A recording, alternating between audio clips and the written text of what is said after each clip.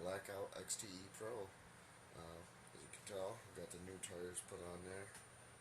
Those are the Traxxas All-Star rims with tail-end tires. Good grip on those suckers. As you can tell, they're quite a bit bigger than the OEM tires that come with it, tires and rims, the Blackout rims. I like the chrome, it makes it look pretty nice. Sits a little bit higher ground clearance, which is a bonus. Don't mind this, Christmas decor that's still hanging out here. But yeah, just want to quick update you. Added a few, of course, Edelbrock stickers. You might notice a few different things. Let me give you a different angle. Kind of gives you a different look of it. But as you can tell as I turn it, let's see if I can get low enough. It looks a little bit wider, doesn't it? Well, added the 30mm axle extensions. Put those on there, so now it has a wider stance. Looks quite a bit meaner, I think. I like it. But haven't driven it yet. Just put them all together here. Put it on tonight. I'm going to check it out actually. It's pretty late right now, but I think I might go run in the dark in the snow.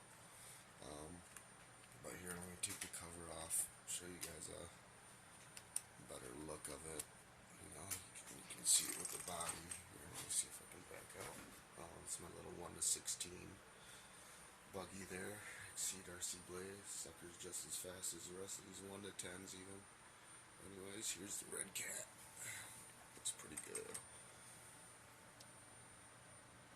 Looks nice there.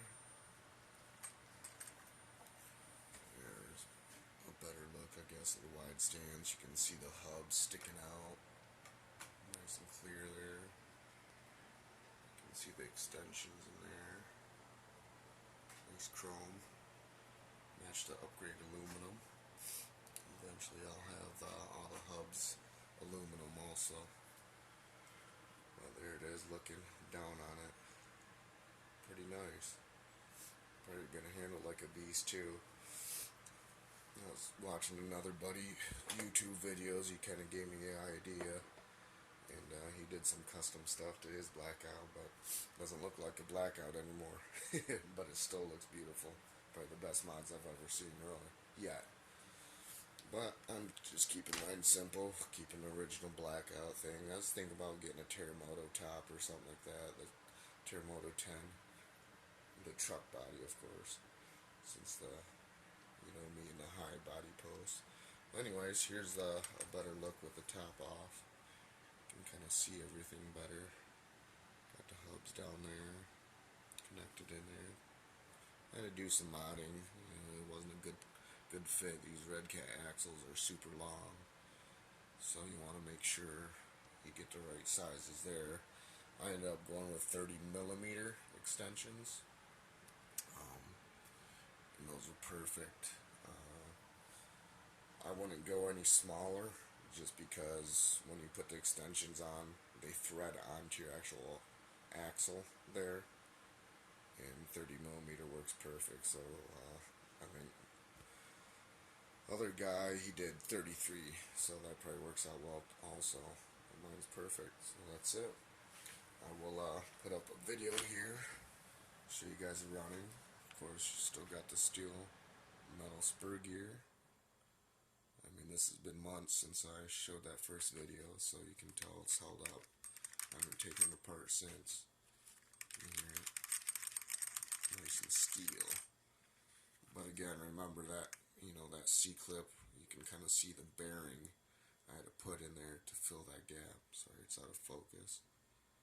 But you can see it just sitting in front of that spur gear right here, right in there. There it goes. I'm going to put my finger in there. But that will fill the gap where that C-clip sits to hold on your original stock spur gear, because you won't be able to fit that on there with this new spur gear that's from the Volcano EPX Pro. Redcat makes 64T. So make sure you get that if you want to change it over. I had to do some modding, definitely get a roto zip or something like that, so you can make this all possible. And that pinion gear is again a 29 tooth, and I ordered that on eBay, and it was actually marked under the HSP parts. So look under HSP 29T. I think they have a 28T too. So, but they say per tooth you get 2 miles per hour faster. So, like I said, I kind of equaled it all out from the stock pinion and spur gear to this new custom one, new steel one. So, but everything else is pretty much stock. Oh, I did. Sorry, my Hexfly Servo finally burnt out on me. I don't know why. There was no water in it. Still had the rubber seals intact around everything. Took it apart. Nice metal gears in it. Hopefully I can get it running again. But anyways, I went with a stronger, faster one. Sorry, the bolts are the original ones. They look rusty, but that's actually a new servo. It's really fast. At 6 volts, it's 0.13 seconds. So, I mean, it really flips the tires.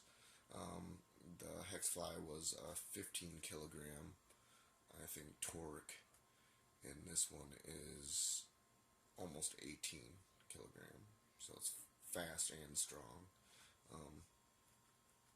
Like I said, my buddy that made a video of his Blackout and his custom mods, he suggested that I take his advice because he did a beautiful job on his, and I wanted to make sure I had enough power in the steering. With these extensions, you still have the original wheel wobble, front wheel wobble. I am going to come out with something to fix that, which I'll share with you guys when I do. I'll solve that whole problem. But anyways, it's not really any worse than what it was when it was stock. It's that stupid piece right there. Right there. Anyways, you guys know. Piece moving. That post is loose and that part, but I don't think I'm gonna just double it up somehow.